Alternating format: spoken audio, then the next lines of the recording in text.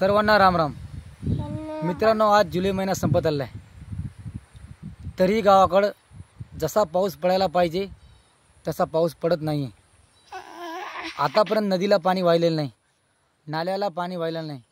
पाणी फक्त एवढंच पडतं आहे की जेवढं माणसाला आवश्यकता आहे, म्हणजे एका बेशुद्ध माणसाला झोपेतून उठवायला जेवढं पाणी लागतं तोंडावर मारण्यासारखं, तेवढंच पाणी आज महाराष्ट्रामध्ये पडत आहे.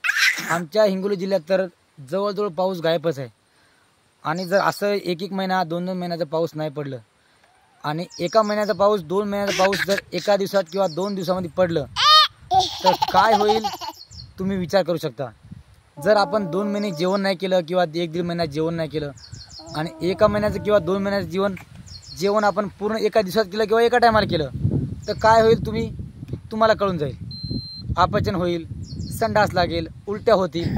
आज तीच परिस्थिती महाराष्ट्रात, भारतात आणि जगात येऊन ठेपलेली आहे. आज पावसाची कमतरता आहे.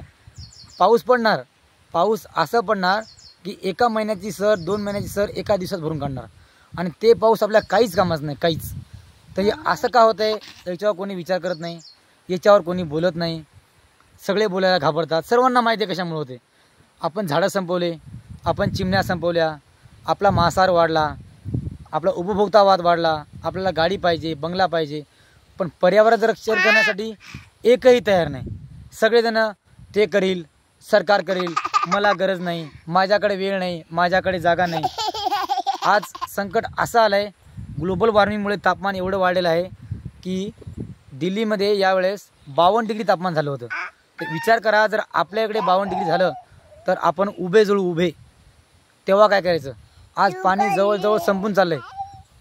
एवढं भीषण संकट महाराष्ट्रावर आणि भारतावर, जगावर आहे आणि आपण एकदम सायलेंट आहोत. जर आपण लवकरात लवकर युद्ध पातळीवर काम नाही केलं तर याचे भयंकर परिणाम होतील, भयंकर.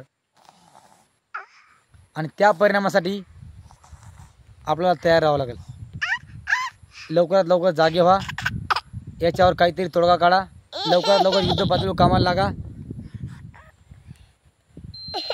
धन्यवाद. राम राम.